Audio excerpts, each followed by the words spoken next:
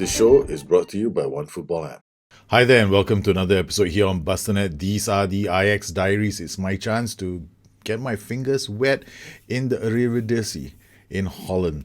Yes, we have another save called the Kingstonian Diaries, where I do an LLM save, which is very challenging. At the moment, we are trying to chase the playoff pack. We've done pretty okay. We had a very rocky start, and we managed to get ourselves back. We managed to kind of like settle down. It was a really tough beginning, and I was cracking my head. And I'm glad to come back to my Ajax save because Ajax. Look at this, so chill. It's like relaxed football. There's like you just have to make sure you do the right thing. Here with Roda, I was too relaxed. We kept having to chase Roda. In the end, we walked away with a win without even breaking a sweat.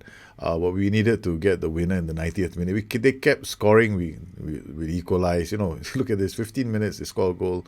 10 minutes later, we equalized. They score a goal in the 42nd minute. 5 minutes later, we equalized.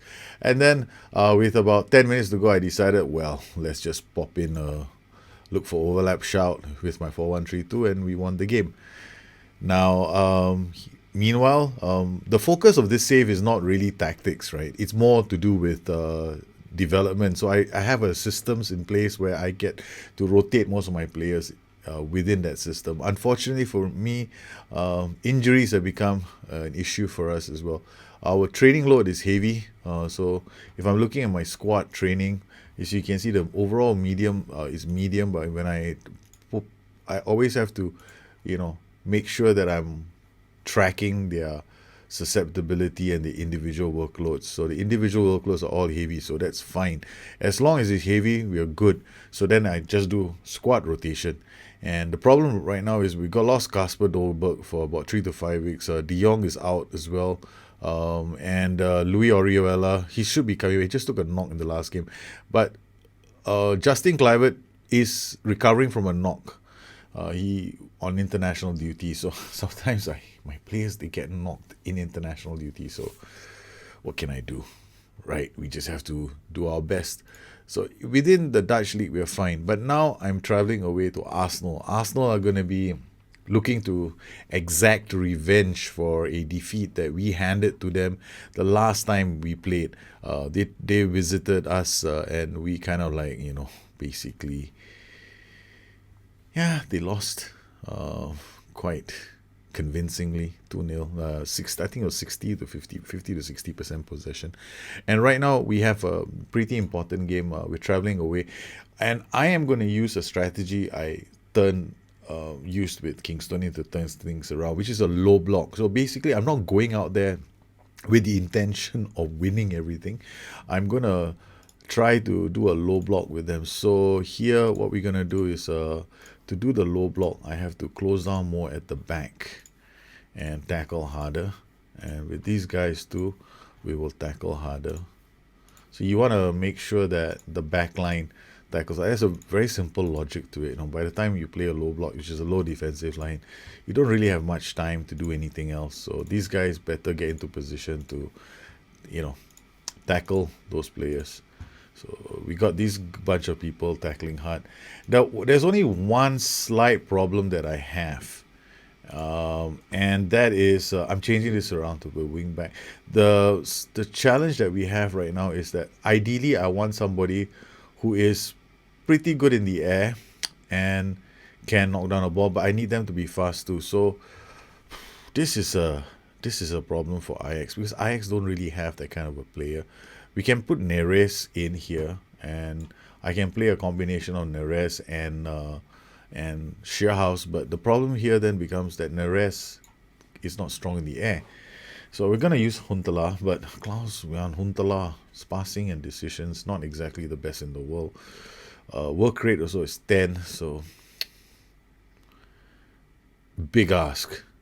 So I could either go with a very fast combination with Tierney and Shearhouse. Then I'll stick Tierney in, and then when it comes to my instructions, play whip crosses. Now, how do I play a low block? So we go deeper. We're going to be narrow. We're going to use tighter marking. I'm going to exploit the middle with this, and At the start of the game, we'll pass into space, work ball into box, be more disciplined, and stick to positions, playing standard structured at the start.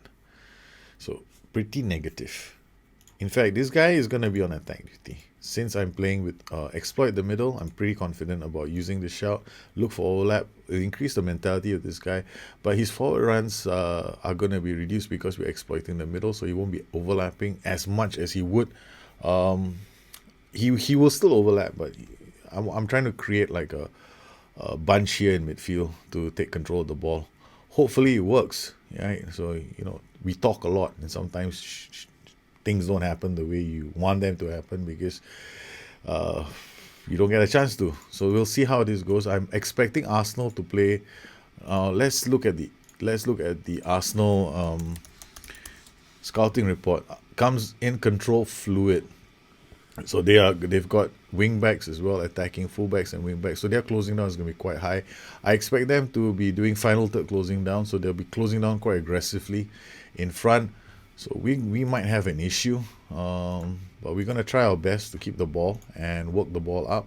So we've got all our shots in place except let's see how this does, because it may not work out the way I want it to, because it's worked okay with Kingstonian. This might become a huge it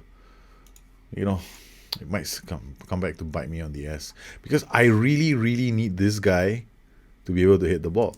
When Kingstonian plays this system with Derry here, who can jump and hit the ball, we do okay. But when Derry's injured, we struggle.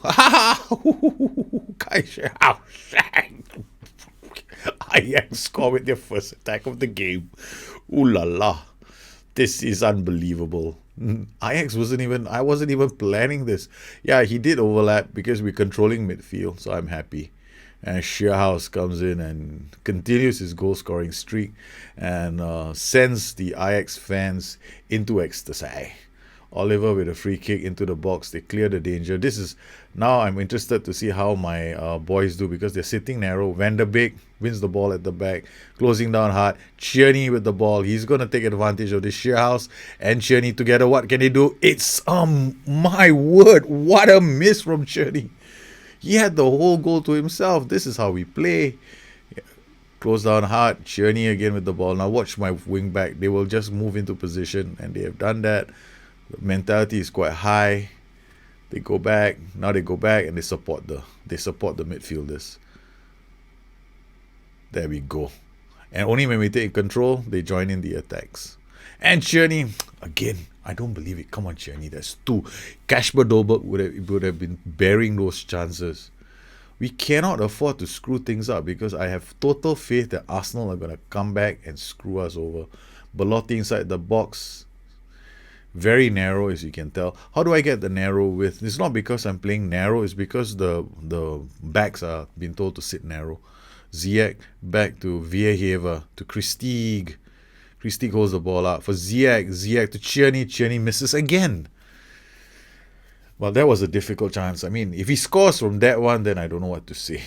Veltman clears that. Tierney comes back, steals that. Veltman with the ball, holds the ball up, does not find Tierney. Goes back immediately. Notice where he is. Notice. Okay. Look at where he's going. Look at how my fullbacks come back. Look at how narrow they are. Yes, that's how you play a defensive low block. Then you only depend on your guys in the middle to but the thing is, when you play a low block, you really need guys who can hit the ball. Right, jumping reach. If you're playing a low block and your boys can't win the headers, then you're going to have issues. Belotti wins the ball. De Ligt now in the box. Looks up, sees Tierney. Tierney, what can he do? Plays it to Ziyech. Ziyech looks for the run of Shearhouse, but that's the thing. With a low block, you want acceleration in your strikers. You want good off-the-ball balance, agility. You want the whole 9 yards so they can get... When they get away, it's almost a certainty that they're going to score. Because you're going to create a lot of good 1-versus-1 chances, especially against a 4-2-3-1. But, we're going to see a lot of this where they're attacking us. And all we do is sit back and hoof the ball out, play narrow. See, look at how my boys, they're dense at the back. Welbeck looking for a chance. The boys are doing a fairly good job. I wanted to use, I don't know if I'm using tight marking, but it's a bit dangerous to use tight marking. But I think this team can pull it off. Let's go Welbeck again. Oh, Lacazette was free, but he missed a really simple chance. Van de Beek to Ziyech. No, no, no. We should have done it again. Ziyech into the box. Christie back comes. Okay, to be honest with you, I expect us to lose this match because we are really sitting back, and Arsenal will eventually score the goal that they are looking for. Yeah, we're not doing a good job of holding on to the ball, so what can we do? Arsenal are going to give us... See, this is the shot I'm using when I pass into space because Arsenal are giving us that space, which is the reason why I am having low possession numbers. Okay, things are going well, but I know you're capable of better. Oliver to Lacazette. Lacazette is the big mystery man, but he ever just smashes into him, closing down. More tackle harder, low block, low defensive line. So he should do that. Because there's this thing about, there's a myth, right? So if I play with a low defensive line, they're not going to tackle until they get to the penalty box. No, they're not. I mean, football is football. Whatever it is, a player is still going to try and tackle just at the edge. Shearhouse, you see, better strikers and we'd be burying half these chances. So we've had like a few glorious chances to, extend the lead. And because Arsenal can't score on their own, Werber has to give them a hand. Damn shit. Okay, it's all right. This is the downside of playing with a low... when you play a low block. When you play a low block, sometimes when they drill crosses like this, you might end up in a situation like that. Werber makes a mistake and Arsenal have gotten the equalizer. Onana, I think now is the jittery. The boys, it's going to be like this. So if you need balls or steals to play a low block, Václav Černý is going to be taken off. He's not playing well, so we're going to... Okay, we're going to bring on the rest. Mustafi to Lex Iwobi to Belotti. There were a lot of eyes in this team. Except now it's Oliver. Ziyech. Come on, Ziyech. Oh, not a good pass. Why do players miss one-on-one chances? Because they have low composure. Belotti doesn't suffer from that problem. So he has got decent composure. And he has given Arsenal the lead. They've come back. They've fought. And we had all those chances to bury the game, but we didn't bury the game. And now, this is the downside of playing with a low block. It is possible for you to concede goals, and we tried, but as long as I finish top of the table, I'm happy. I just wanted to take a chance to show you what a low block looks like, and what you need to play a low block. So if you ever want to play a low block, you need to have two things I advise you to get two things. Make sure that your strikers, one of them is strong. Basically, you want like a good target man kind of player, right? But who has strength and is able to hold up the ball, or is able to win the ball in the air and then distribute the ball. That is the thing that you need. And if you don't have such a player, then it's going to be a bit difficult for you to play the low block. Verhever tries to release the ball, can't get it out. Oh my goodness.